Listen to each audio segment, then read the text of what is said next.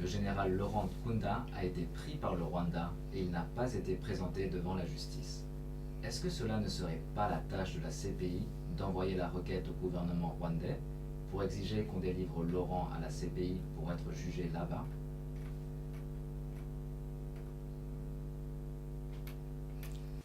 Le bureau du procureur poursuit ceux qui portent la plus grande responsabilité pour les crimes les plus graves de la compétence de la Cour pénale internationale. Mon bureau enquête depuis plusieurs années en RDC, dans le district de l'Ituri et les provinces de Kivu. Nos enquêtes portent sur tous les groupes qui auraient commis des crimes de la compétence de la Cour pénale internationale. Les preuves que nous avons recueillies jusqu'à présent désignaient selon nous M. Lubanga, Ntaganda, Katanga, Ngudjolo et Mudachimura, entre autres, comme certaines des plus responsables pour les crimes les plus graves commis dans ces régions.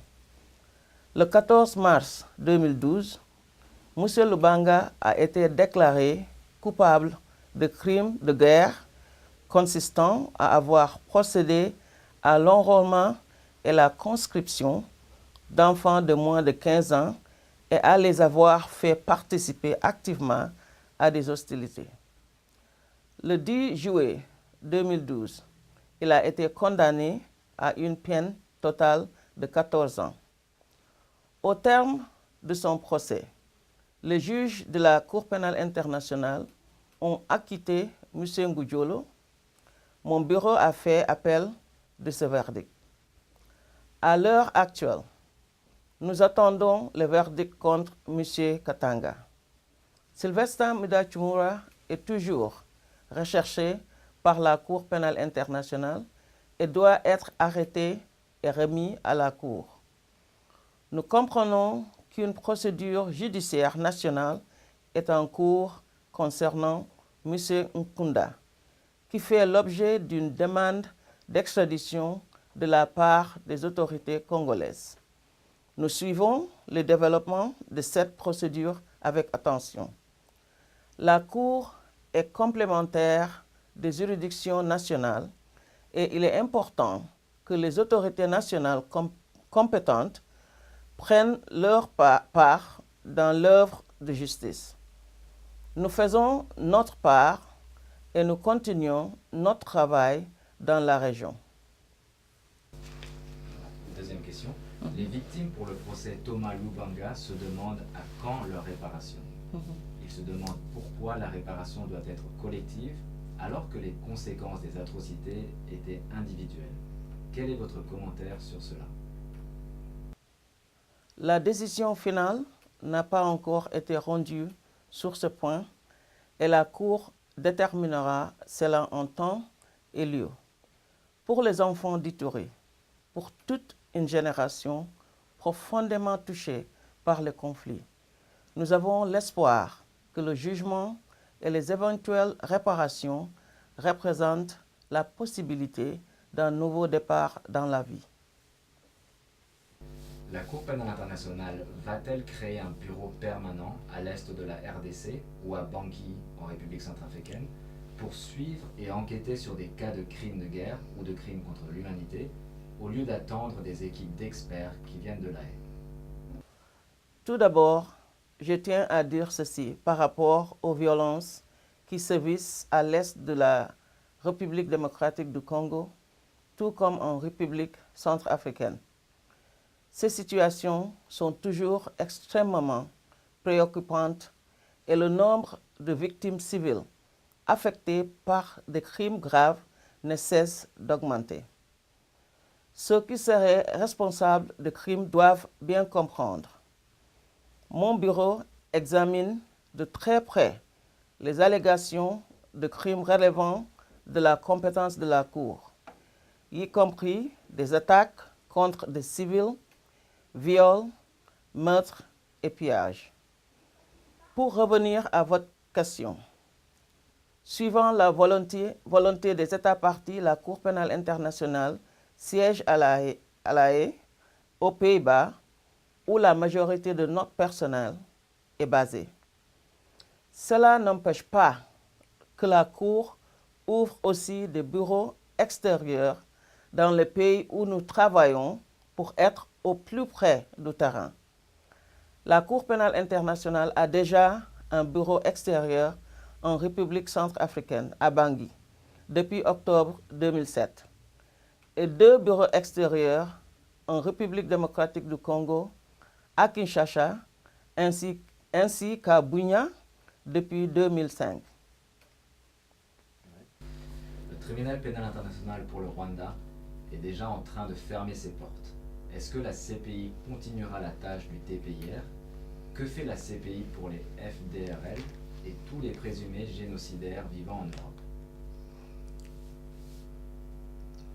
La Cour pénale internationale est une juridiction indépendante et permanente, alors que le tribunal pénal international pour le Rwanda, de même que d'autres juridictions internationales créées dans le cadre de l'ONU pour les situations particulières, dispose d'un mandat et d'une compétence limitée.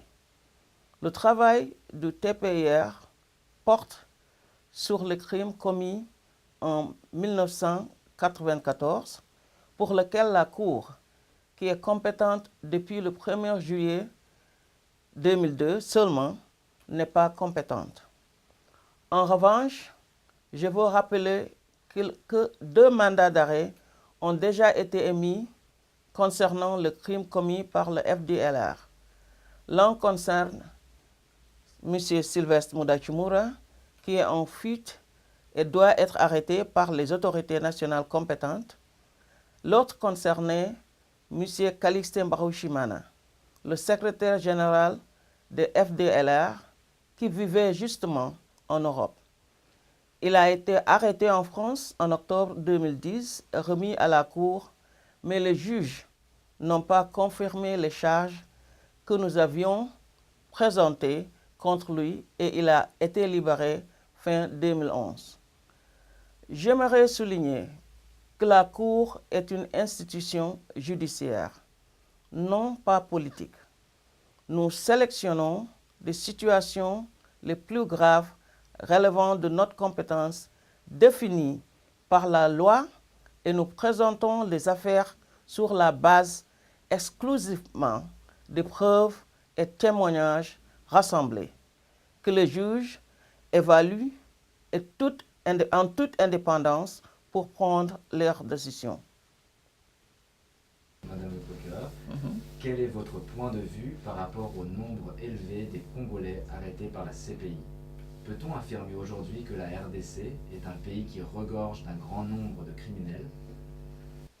Non, pas du tout. Ce que l'on peut affirmer, c'est ceci. Tant qu'il y aurait des fugitifs recherchés par la Cour pénale internationale, en RDC comme dans d'autres pays, cela signifie que des populations civiles continuent à souffrir. Pour stopper les crimes, pour les empêcher, il faut arrêter les criminels. En ce qui concerne la République démocratique du Congo, comme d'autres pays, c'est l'État lui-même qui a fait appel à la Cour pénale internationale. En ce qui concerne la République démocratique du Congo, à l'inverse d'autres pays, en revanche, les autorités ont remis à la Cour la plupart des suspects recherchés. C'est une bonne chose. Cela signifie que les suspects de crimes contre la population font face à la justice. Or, c'est pour les populations victimes que nous agissons. Il y a des milliers et des milliers de victimes pour chacun des cas sur lesquels nous enquêtons. Il s'agit de crimes très graves. La Cour pénale internationale est pour ces milliers de victimes. Actuellement, mon bureau enquête dans 8 situations et nous surveillons de près ce qui se passe dans les 8 autres situations pour déterminer s'il y a une base juridique pour ouvrir une enquête. À l'heure actuelle, nous avons 18 affaires en cours concernant 25 personnes, donc 12 sont toujours recherchés. Par exemple, le président soudanais, Omar al-Bashir, recherché entre autres pour génocide, Sylvestre Mudachimura pour crimes de guerre et crimes contre l'humanité dans le Kivu, ou encore Joseph Kony et les autres commandants de l'armée de résistance du Seigneur qui continuent à semer la terreur dans la région. Il fut l'arrestation et la justice. Ces personnes doivent être arrêtées et remises à la Cour pénale internationale pour le bien des victimes et des populations locales. Concernant la LRA, je tiens à contredire vigoureusement certaines rumeurs. Si les chefs de la LRA recherchés par la Cour sont remis à la Cour, ils ne seront ni torturés ni tués. Ils auront droit à un procès équitable et si leur procès aboutit à une condamnation, ils ne pourront pas être condamnés à mort. Alors, sixième question. Certains pensent que la Cour pénale internationale de La Haye s'acharne seulement contre les criminels africains. Quel est votre commentaire? C'est une perception erronée.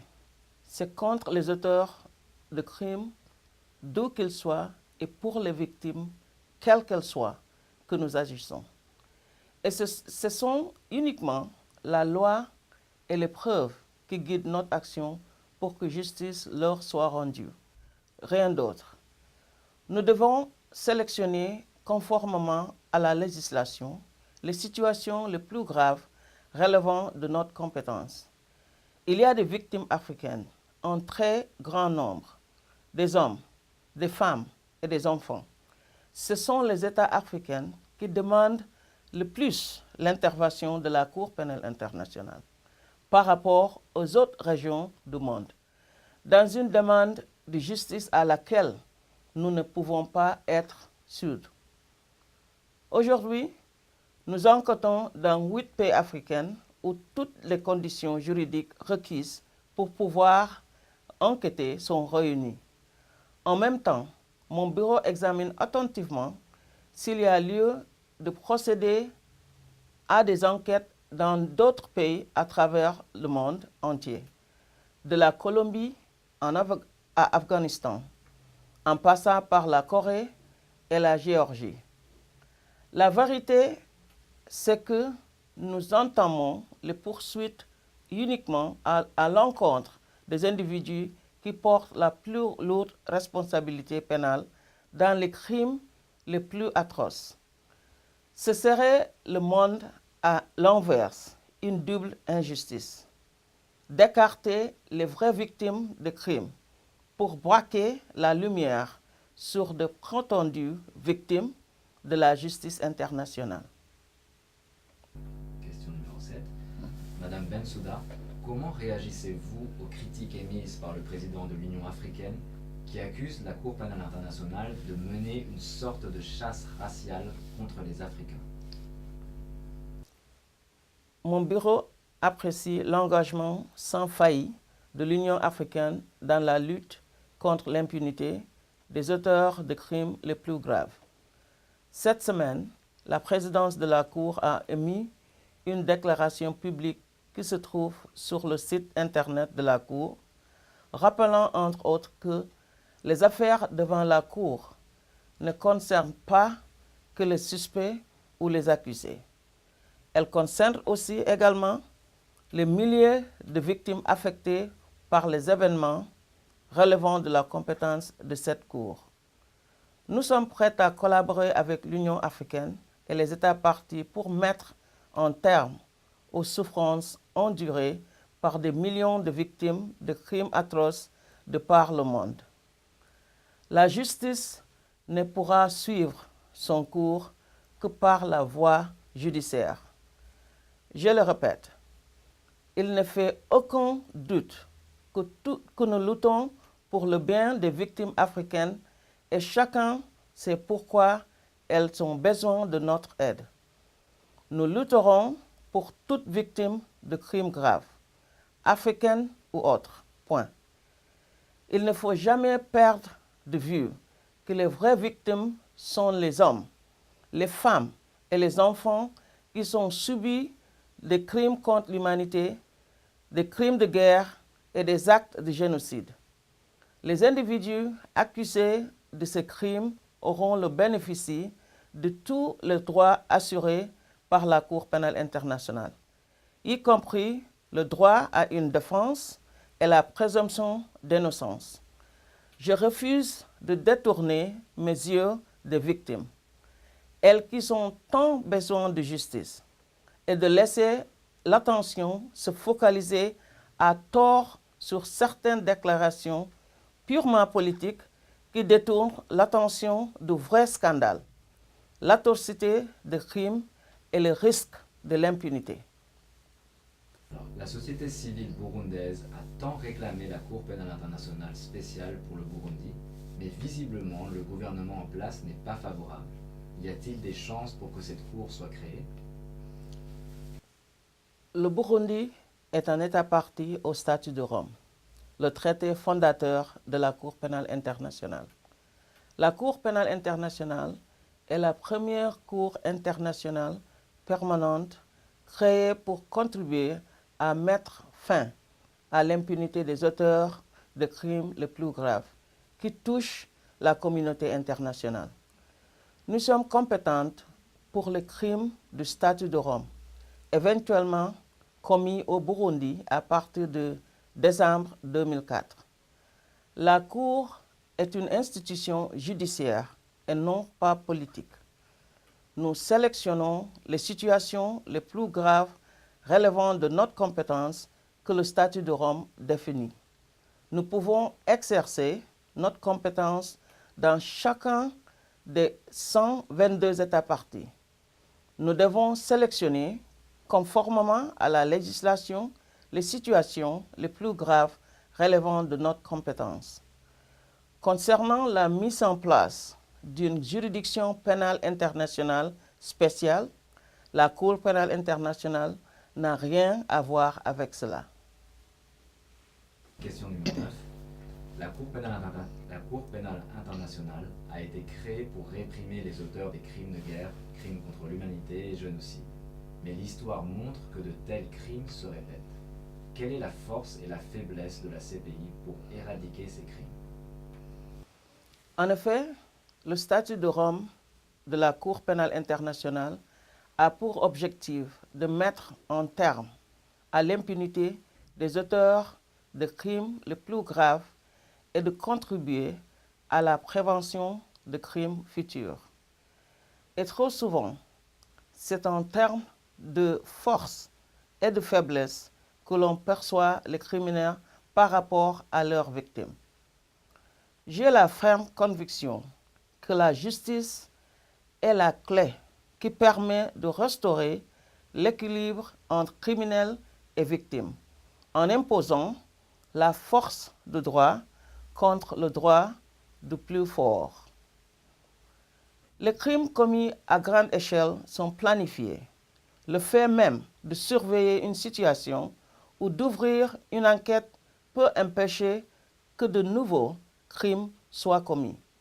Cela peut envoyer un avertissement important aux personnes qui pourraient participer à des crimes dans d'autres pays.